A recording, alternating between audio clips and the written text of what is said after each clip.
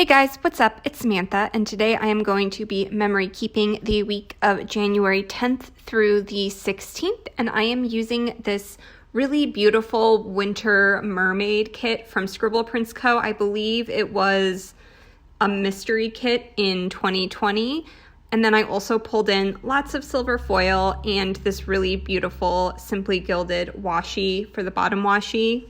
I'm obsessed with this washi. It's so pretty.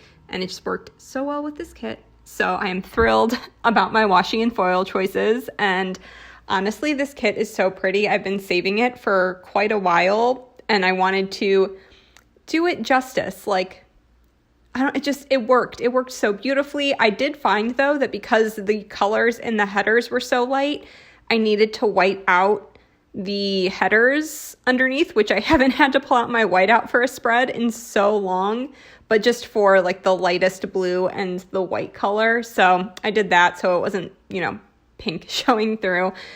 The one thing I did do, which you will see later on in this video, is I was feeling lazy and I didn't pull all my stickers ahead of time. So I kind of did stuff in a different order. I put down all of my labels and that sort of thing first, and then I went through and put in all of like my foil icons from the Wiggle icon sheet, and then I pulled stickers from my binder and I kind of tried to cut the dead space out between there. I'm never doing that again. It took me forever to edit the video.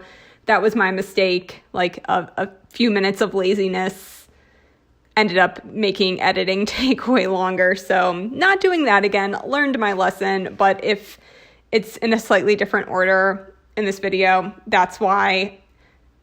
Like I said, never doing that again. So this week, I only finished one book. I read quite a bit, but I was jumping between a ton of different books, so I only finished one. Honestly, I've been in a really weird reading mood where I've felt very much like a mood reader, but my mood is changing every 15 minutes. I just can't seem to keep my attention on anything. So I only finished one book, and it was my advanced copy of Book Lovers by Emily Henry. And I loved this book. I gave it a 5 out of 5 stars. I feel like Emily Henry is the queen of single POV romance, and I loved it.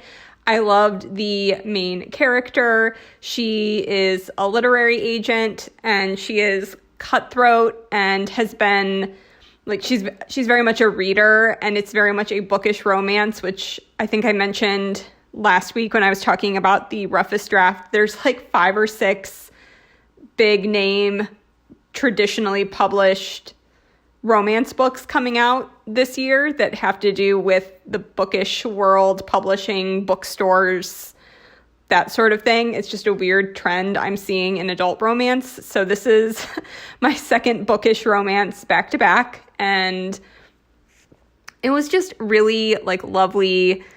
The main character isn't sort of your traditional like saccharine sweet or like quirky or, like sweet girl next door kind of traditional romance main character. She's doesn't want kids. She's very into her career.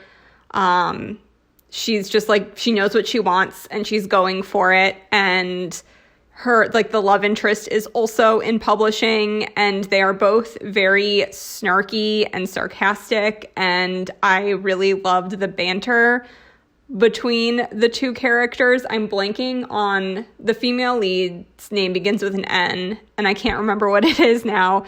But the male lead was Charlie, and they were just adorable. Like, 5 stars. Is this a new favorite? I don't know if this is a new favorite. I loved it. I don't think anything will ever top People We Meet on Vacation, or whatever that one was called that she released last year. That might be like the best thing she ever writes. I honestly don't know how she could ever top that, but this was still a 5-star read. I really, really loved it. It has like a lot of nods to tropes within romance books, and then sort of like plays with what your expectations are versus like what actually is going to happen. So it was just a really cute time, and I would say probably the steamiest Emily Henry romance yet. Like there was more steam in this one, which I appreciated. So, yeah, it was a good time. But yeah, like I said, that was the only book that I finished this week, which is like really weird for me.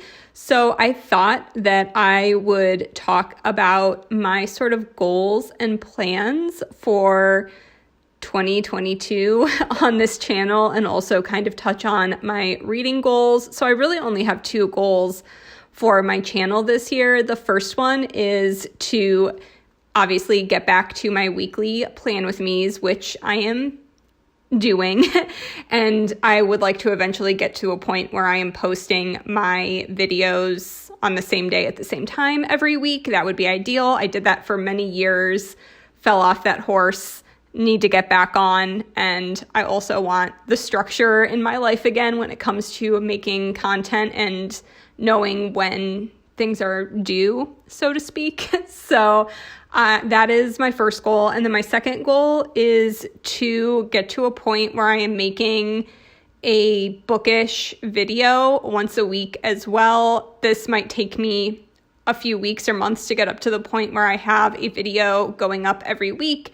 There is kind of like a learning curve in terms of sitting down to film in front of a camera, and I am very uncomfortable in front of cameras, which is weird. You'd think I'd be okay with it. I've been filming my hands and doing voiceovers and talking to you guys for years, and that's never bothered me. But like as soon as there's a camera in front of me, I feel like it's like the eye of Sauron or something, like staring me down. I'm just like, I can't, like I feel like someone's just staring at me, and it wigs me out. Like I mentioned that on an Instagram story, and people thought it was about how I looked. I just get really uncomfortable in front of cameras, and then you can tell like in my facial expressions and stuff, my face muscles stop moving, and I like talk out of the side of my mouth because I'm nervous and uncomfortable, and it's just, it has nothing to do with my appearance or that sort of thing. Cameras wig me out, but I'm trying to get over that like hump of, whatever, like in order to make the content that I've always dreamt about making, and making bookish content and making reading vlogs and making, list videos or talking about publishing trends or anticipated releases and that sort of stuff. In order to make that content, I need to be comfortable sitting in front of the camera. So is it going to be a little awkward? Is it going to be a little cringe probably at the beginning? Yes, but I am going to just try my darndest to get over it and make bookish videos. And then obviously there will still be like additional planner videos on top of that. So like doing flip throughs and, updated sticker organization videos, that sort of thing. Like I will still make those videos additionally.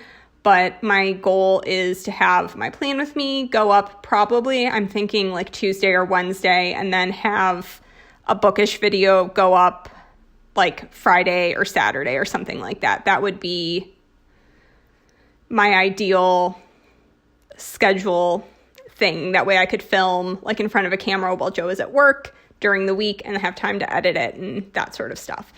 And then in terms of my reading, I feel like basically everyone across the board that I've talked to or watched a video from had a really meh 2021 reading year. Like not terrible, but like not great either. Just a lot of meh ambivalence. Like it was fine, but like not so much of like the high highs or the low lows. And I've talked about this on here some already, like touched on some of this stuff, but I had a lot of reading slumps in 2021. Part of that is just the chaos of life and all of the big changes that I experienced this year between moving and all of the stress that went into that, and preparing for that took up a lot of time. I was still working up until like right before we moved. We had a destination wedding and we're gone for a week before we moved, which added to the stress and chaos. And then we moved and that didn't go according to plan. And by the time we got settled in, it was like, I don't know, I like crashed. I struggled to like care about anything I was reading. I felt really bad because I had all these arcs that I'd requested in 2020, like 2021 arcs that I had requested like at the end of 2020. And by the time publication dates rolled around for those books, I'm just like, I don't care about these books anymore. Like, I don't want to read them. I'm not working with teens anymore. Like, I felt kind of like set adrift in a way. My reading has been tied to my job for a decade now.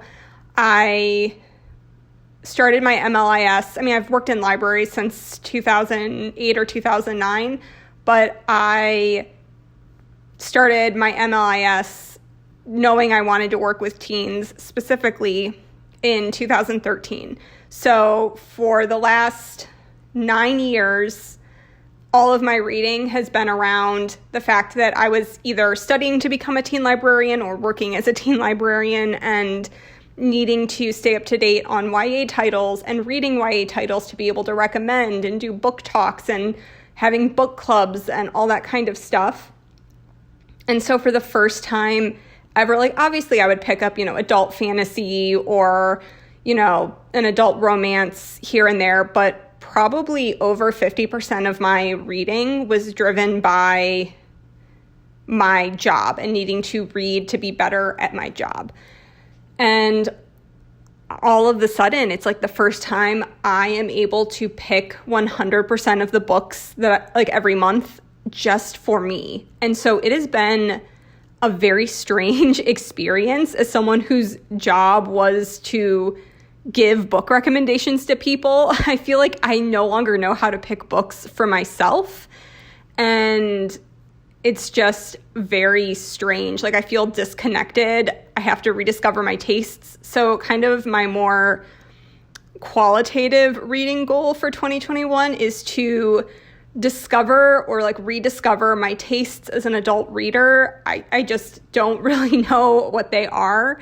Obviously, I will still probably read some YA. I have some YA authors I love, and obviously I'm still keeping, my feet dipped in the YA pool because I don't know if when I will go back to that, but I definitely want to stay current and like professionally up to date on what's going on in the world of YA. I just probably will only read like the highlights and books from authors that I already know and love.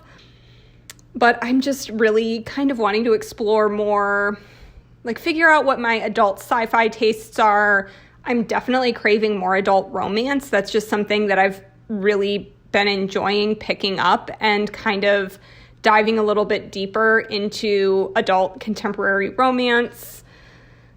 Just kind of figuring out what my tastes there are within that genre. And I have a bunch of backlist adult fantasy titles that I haven't been able to get to that I've had on my radar for years and years and years, and I've just never had room in my reading schedule to get to them. So I have like from Robin Hobb to Joe Abercrombie and like a bunch of other series that I literally have a document with all of these. I have some N.K. Jemisin, like all this stuff that I've been wanting to get to that I just haven't. So that is another goal, is to get to some of this backlist adult fantasy that I've kind of been putting on hold in favor of like reading a lot of crossover titles or newer stuff that was coming out to like hype it up to patrons. Because I did do a lot of reader's advisory with crossover, which is part of why I started reading so much adult fantasy, and especially adult fantasy with crossover potential, is because I had a very specific type of reader that I was getting at my library who were tweens and young teens who were very advanced readers, and they wanted to go into adult fantasy, but they weren't necessarily looking for like super gory stuff or stuff that had like tons of really explicit sex scene, like especially if it was like a 10 or 11-year-old, they would even say like, I don't want kissing. And I'd be like, okay, so like here are books that aren't like romance heavy. And I would be comfortable recommending those books because I'd read them. So now I can just read whatever I want all the time. It's a little intimidating, but I'll figure it out. I'll get there. Thank you guys for bearing with me through the chaos of like this past year and kind of my chaos now, as even like my planning videos are thrown off by my weird reading since I'm like just not reading the way I normally do. And I just want to like be able to have books to talk about with you guys, because it's one of my favorite things to do is to sit down and do these like little mini reviews in my planning voiceover. So that's sort of everything. That's the whole spiel. So I really love how this spread turned out. I love silver foil and winter spreads. It's one of my favorites. So thank you guys so much for watching and listening to me just talk about all of the things I want to do and how I want to fix the problems of 2021. And I'm excited to be able to bring more content to you guys in the coming weeks and months. So thank you guys so much for watching, and I will talk to you in my next one. Bye, guys.